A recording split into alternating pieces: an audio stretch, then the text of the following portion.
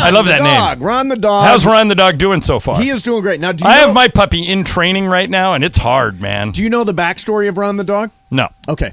So Ron the dog we got from a shelter, and Ron the dog was part of a hoarder situation in Cabazon. This lady with dementia had 72 dogs in her house. Including Ron. Okay. So Ron comes to the shelter, and we adopt him. And I feel really good. We saved him. He does miss he misses 50 of his 71 brothers and sisters. The others he didn't really get along with. But it was so rewarding getting him after such a dark time with Fredo passing away. But we got lucky. He's a really How good one. do Ron and Sophie's still left, right? Yes. Okay. How do Ron and Sophie get along? They've achieved a tenuous balance. Okay. Yeah. It's ongoing. It's ongoing. It's evolving. They're learning each other. Exactly. So the road, you tired of the road? You tired of going out on the road? I don't know what day it is, Yep. what time it is. Yeah, the Lakers, this just ended a stretch where they played 16 of 22 on the road, Right. and we're back out Friday. Now, isn't there some point where we're going to get a ton of home games to make up for this? No. We had a bunch in November, and now what we have moving forward is pretty much a balanced schedule. And the Grammy trip is still going to happen, right? Are the Grammys here this year? They moved them to Vegas. Grammys are at Crypto this year. Okay. So I'm guessing that's the trip we take at the end of the month when we go to Boston, New York, that type of deal. Yeah, February the 5th, 4 p.m., Crypto.com Arena. And, yeah, I'm going to be – the Lakers are the first team back in. They're back in on the 7th. So, yeah, that's the week. The week before that, we're in Boston, both New Yorks, Indiana, and New Orleans, and then back. But, it's been the weirdest schedule we've ever had. And the bad news, if you haven't heard this yet, is I was looking forward to tonight because LeBron has really been unbelievable. Unreal. 11 games in a row where he's just worth the price of admission. Yeah. Not playing tonight. Non-COVID illness, which is too bad because Miami's been playing really well. Miami has won 4 out of their last 6, including a win over us, and they're coming. They've been here since Sunday. They beat the Clippers on Monday, and now we have no AD, no LeBron trying to take down Miami. Won't be easy. Won't happen. Well, you never know. Did you see what happened last night? Okay, this was the weirdest game of the year in the NBA. Boston, who has the best record in the league, playing at OKC. And right before the game, Shai Gilgeous-Alexander, who by miles is the best player on the Thunder. He's unbelievable. Goes down, takes himself out. So no SGA, you figure Celtics by 20. Right. The Thunder absolutely destroyed him. Beat him like 150 to 120. Most points they've ever scored in a game. Like everybody made. So what do they call shot. that? Like missing man theory? Ewing theory. Ewing that's theory, Bill Simmons calls that the Ewing theory. Your best guy goes down and everybody goes, "Oh, I can shoot whenever I want." Right. And they all go in. Not saying it's going to happen tonight, just saying it's possible. Yeah. It's the LeBron story has been fascinating to follow over the break.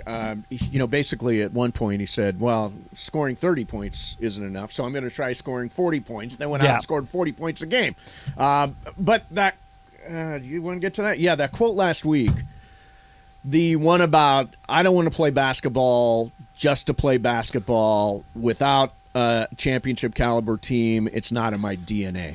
Well, here's a little more background on what you're talking about. Over his last 11 games, he's averaging 34 points on 58% shooting, and the team has gone 6-5. Right. So I think what his thing is saying, if we're not going to compete for a title, it doesn't really mean anything to me. So hopefully they'll get him some help. That was clearly he was lobbing a message to Rob Pelinka and the powers that be saying, get me some help. It's not as easy as just to say it. I mean, the Lakers only have those 2 first-round picks. Once they fire that shot, correct, it is over. That's the only chip in the game. They do have one other asset that Ramona reminded me about. After New Orleans does the pick swap, the Lakers will have New Orleans' pick in the upcoming draft. Right. They can't trade it right now. Yeah. They can't trade it until the draft, but they will have that additional first-round draft pick to potentially be able to use to package something this summer. Right, but you said the key thing, they can't trade it now. Right. So, that doesn't help them now. No, it does not help them. I honestly took that LeBron quote as and here. Okay, so I'm going to do two things. First of all, LeBron has to say stuff after every single game, right? And he's trying to say he's doing the dance with reporters. He's saying stuff and nuggets and all that stuff. I took "it's not in my DNA" quote to mean, I'm not sure after this season this is where I'm going to be. I'm not sure that this is where I want to stay. If we can't compete for championships, if we don't have a championship caliber team, I don't want to play basketball just to play basketball. I think that's fair. I think you've read that exactly how he meant it. So the question is, if you're Rob Pelinka, do you just wait for AD? I can't believe you didn't push back on that. You think I got it right? No, yeah, I do. Oh, wow. If they miss the playoffs this year, does LeBron ask for a trade at the end of the season? Maybe. I'd say, yeah, maybe. That would be 2 years in a row of missing the playoffs. But I don't know. And Rob said on Media Day that he's going to do everything he possibly can to get LeBron into a championship window before he retires. And so far, he's been unable to do it. Yeah, he's not there. So let's see. A lot could happen between now and the end of the year. But every game LeBron and AD miss, you become a step closer to missing the playoffs because the West is really good. It is good. So hopefully those guys get healthy and get Anthony back. Davis, we don't have. I heard Slee say it's probably not 1 week. It's probably not 2 weeks. I think it is 2 weeks. You think it's 2 weeks? I don't know anything, but I wouldn't be surprised if he comes back mid-January. Okay. Yeah, I wouldn't be surprised. Yeah. While they're treading water. Yeah. Tonight without LeBron, it's going to be tough. They're a game and a half out of the play-in. Game and a half. Oh, wait, you tell us last night. They're a half a game out of the play-in. Half a game out of the play-in, yeah. right. Yeah, they're right there. Yeah. All right, coming up next, I want to do a couple things. First of all, College Football National Championship game is coming up on Monday. I have tickets. Yeah, I'll talk to you, update on that. I was wondering what you can do with it. And by the way, let us mention that we're following the Hamlin situation, and if anything happens, any news at all, we'll update you. Yeah. We're moving on from to do more regular shows just because we kind of have to, but we're still thinking about him and watching. And by the way, the story. reports are at least overnight that he did improve, according to his friend. I think it's Kevin Rooney is his friend, who's sort of served as a spokesperson for him and the family during this period. What is it? It's Jordan Rooney. Jordan Kevin Rooney Rooney had something to do with Tyson, didn't he? That sounds right. Like it came from Jordan boxing. Rooney. Jordan Rooney. All right, coming up next for you, we'll do that. Plus, I want to. We missed the opportunity to do this during yesterday's show because of the circumstances. But did you happen to see CNN on New Year's Eve? No. Okay, I got a little. I know that Andy Cohen and Anderson Cooper did it again. Yeah, I've got a little clip for you. From Kevin Hart from that show. We'll do that coming up next. Mase Ireland, 710 ESPN.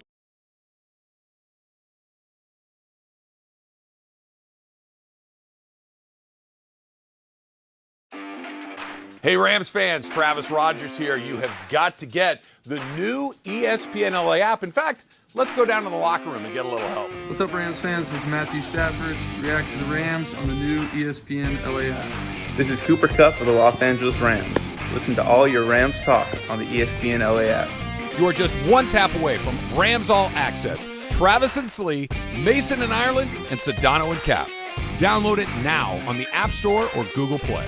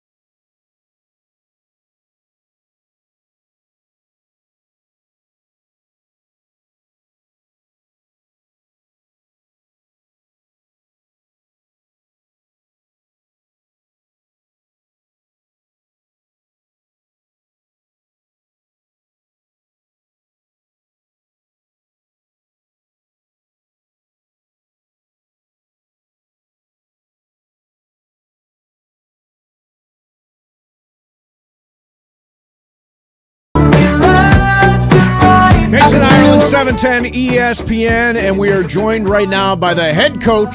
Oh, he's calling in moments. The head coach of the Los Angeles Rams. Of course, the game. I did not go to the game at SoFi on Sunday, but we did not. It was a Chargers home game. Oh, that's right. Yeah. So now, and this weekend's a Seattle home game. Yeah, they're at Seattle, and that's the end of the season. So I had tickets to see Broncos Chargers in Denver this Sunday. Oh, really? And I bailed.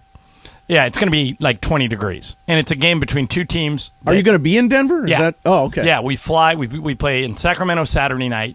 Then after the game, we fly to Denver, and then we have an off day Sunday, and then we play the Nuggets Monday night. And I was going to go to check out the stadium, but it's going to be 20 degrees, and neither team has anything to play for. Rams, Broncos. So I don't know who we would even see. Chargers, Broncos. Chargers, Broncos, yeah, and Chargers are already in. Yeah, exactly. All right, joining us right now is the head coach of the Los Angeles Rams, Coach Sean McVay. Coach, how you doing, man? I'm good. How you guys doing? We're good, Sean. Right. And we have not talked to you. I'm sure you've talked about this in your other media sessions, but let's ask you. The Damar Hamlin situation is obviously the nightmare that no coach ever wants to go through. You of course know Sean McDermott and Zach Taylor.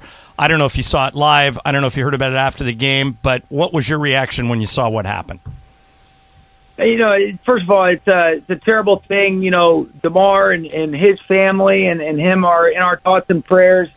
It's one of those things that, man, what a perspective it creates, because sometimes you sit there and you get so immersed in just the competition and this game, and then, the dose of reality sets in, the sacrifice that these players make and the risk that they take. And really, it's just it's a gut check.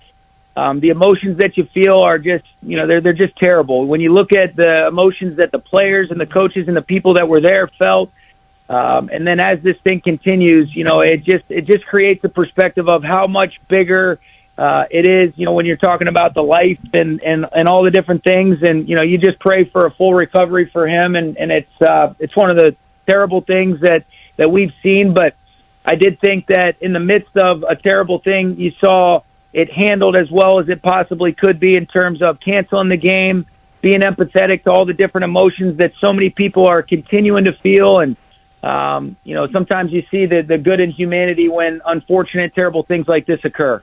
You played high school ball in Georgia. You played at Miami of Ohio. You've been a coach in the NFL for years now. Have you ever witnessed anything approaching this? No, I've never seen anything even close to it. And that's where it's chilling. You feel so many different emotions, and I think as much as anything, you want to make sure that that you're empathetic, you're listening, and you're learning from your players and how they feel about this, and especially those that are close to Damar and his family and himself are at the front of our minds always. Sean McVay, coach of the Rams, is with us. Sean, you've got some, the most famous one obviously is Aaron Donald. You've got some pit guys in your world that I'm sure are affected by this. Your job is to get ready to go play Seattle this weekend, and I'm sure that's what you're doing. But in the back of your mind, are you kind of thinking this could go either way? The NFL hasn't announced if they're going to change the schedule. I'm sure they're checking with the Players Association. But what's your feeling about this coming weekend? You think it's going to happen? We're just going, normal standard operating procedure. We're moving forward as if we're playing. But you don't minimize the seriousness of what occurred. You talk to your team. You make sure that you're understanding of all the different things that they're feeling so that you can really listen and help them handle this as whatever they feel is best, and equip them with all the resources, whether that's us being there for them as coaches, their teammates being there, and then we've got a bunch of special people that can kind of help navigate through these challenging times, whether it's, therapists, whether it's, team pastors. There's so many different avenues, and we want to make sure that we're providing all the resources for people to heal and be honest with their emotions and then be able to move forward accordingly. But that certainly is first and foremost, and then the game is secondary. So we've talked to you about this over the course of the last number of weeks, that this is sort of an opportunity for guys to shine, for to be on the radar for next year, to be able to contribute for next year. Some guys, Michael Hoyt's been really good. Kobe Durant has been really good. Tutu Atwell has been really good. Talk about this process and this idea that these guys are going to be able to contribute next year. Yeah, I think you mentioned a lot of guys. I think you're seeing the reemergence, or Cam Akers play like he's capable of, doing a lot of really good things. Bryson Hopkins is another guy that comes to mind as a young player that is getting opportunities and capitalizing on them. And so, our goal is let's continue to play to the best of our ability. Let's adjust, with the different things that have been kind of presented to us this year, and let's go see if we can finish this season off on a high note. And I'm very appreciative of the way the guys have continued to work in the midst of what has been an incredibly challenging season. Sean McVay is with us. Coach, answer this any way you want. I know you played Buffalo right at the start of the season. You just played the Chargers. Those are two teams heading for the playoffs. Who's the best team you've seen in person this year, in your opinion? I think it's hard to say. I think so much evolves as the season goes. I mean, you mentioned two really good teams. I don't know that I could really point out one, and that's the beauty of the NFL, because it's really who plays the best in that 3-hour window of time. The best team doesn't always win, but the team that plays the best in the time that you're allotted does. And, we've seen that a lot. And, I think there's going to be a lot of teams that are legitimate contenders to do what, some teams have been fortunate enough to do in the past. So you faced Justin Herbert and the Chargers on Sunday. What's your evaluation of him? I think he's excellent. Thought his accuracy, his anticipation, his decisiveness, his ability to be able to utilize the playmakers around him. I think Joe Lombardi and their offensive staff do an excellent job of being able to play to their players' skill sets. I thought Austin Eckler was tremendous, but I think Justin Herbert is one of the, rising stars. He's already established himself as a star. I mean, he's done things that are unprecedented in the first few years of his career, and now leading the team to the playoffs. And when you got the right guy at the switch, you've always got a chance. Sean, assuming you guys play, it's going to be the last game of the season. Do you then right away, like Monday of next week, start planning for next year, or do you take any downtime at all to kind of go over what happened and maybe detox a little bit about what you've talked about it with us? It's just been nobody could have predicted what got thrown at you guys this year, and the season didn't go the way anybody wanted it to. How soon will you start working on next year? Yeah, I think you have to be mindful of all the decisions that need to be made, and those are things that you try to be time considerate for the amount of people that are affected by it. So those are things that take place in the week and the couple weeks after the season, and then you take a step back and then you hit the ground running again. So we'll take care of the necessary things, and then we'll be able to move forward accordingly after we kind of check the players out and then see which direction we move forward with a lot of things, as it relates to next year. After that evaluation, you got any big trips planned, anything like that? Don't have anything planned right now. Unfortunately, this is not the norm. Usually you're hoping to play late into January and into early February, so this is the shits. Yeah. Well, Coach, we appreciate you coming on with us each and every week, and it's obviously not it's not last year. Let's put it that way. Yeah. It's kind of the opposite. So no. You're telling me. Let me tell you about that one. But most of all, we appreciate you coming on with us every week and answering our questions. And we'll be rooting for you, win, lose, or draw on Sunday. That sounds great. I appreciate it, guys. Okay, cool. Happy New Year, Coach. There's Coach Sean McVay. And I think we had to dump it, but if you were listening on the stream, I think he summed up the season perfectly. Don't you? Yeah, he really nailed it. Yeah. You guys hit the dump button on that? Sure did. All right. I hope so, or else we're all going to be in Amanda's office. we'd all be in trouble. Exactly. Apparently, Travis and Slee are getting. Are they getting dressed down right now in Amanda's boss? That could have been us had you guys not hit the dump button. Is that what's going on? By the way, today I had a wonderful moment where one of our salespeople walked into the conference room where I normally get ready for stuff. Right. And I said, "Hi, Sam," and she said, "It's Tiffany." But that's that's you. And you I haven't said- gotten a name right in 20 years. It was amazing. How did you not know? She's they're been here there's for a like a huge year. height difference too. There's a height difference, right? Yes. Yeah, I get that. Now I see that. Well, But they're both now you do. They're both blonde, so Yeah. that was part of what threw me Your off. facial blindness. I have that facial happened. blindness. Apparently. facial blindness like Brad Pitt. Yeah, apparently. All right, coming up next, I'll do that Kevin Hart New Year's thing. Plus, on top of that, Bergman is apparently moonlighting with my wife. We'll do that. I don't know why She or wasn't how. supposed to tell you. and John. we Yeah. will spin the wheel of questions, too, coming up. Mason and Ireland, 710 ESPN. Hey, Laker fans, John Ireland here. Have you downloaded the new ESPN LA app? You got to get this thing. It's great. You can get Travis and Sliwa, Mason and Ireland, Sedano and Cap, and all of our Lakers talk with Slee right in the palm of your hand. You're just one tap away from everything Lakers. You could even win Lakers tickets. React to the Lakers on ESPN LA app. Download the new ESPN LA app in the App Store or on Google Play.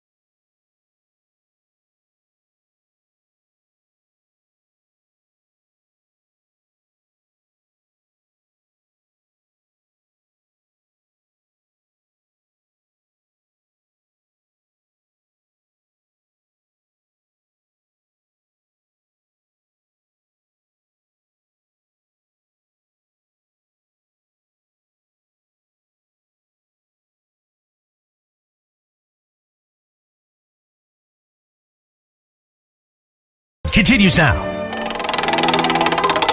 All right, here we go. Wheel of questions. First one for 2023.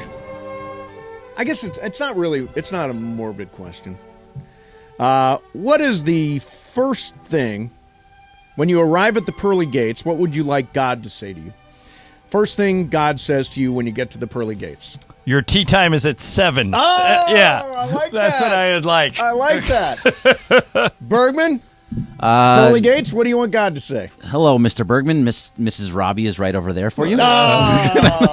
I hope for your sake it's Ms. Robbie. Ms. Oh, Robbie, that doesn't exactly. But Ms., Mrs. In the pearly gates, everything's free. Everything's free. Yeah. What about you, Jorge? Welcome. There's a lot we have to talk about. So welcome. Boss Amanda, what about you? I hope you're renting, not buying. Yeah. Well done, my child. Nice. Well done. I like that. For me, it's like St. Peter's going to say, I feel like I know you.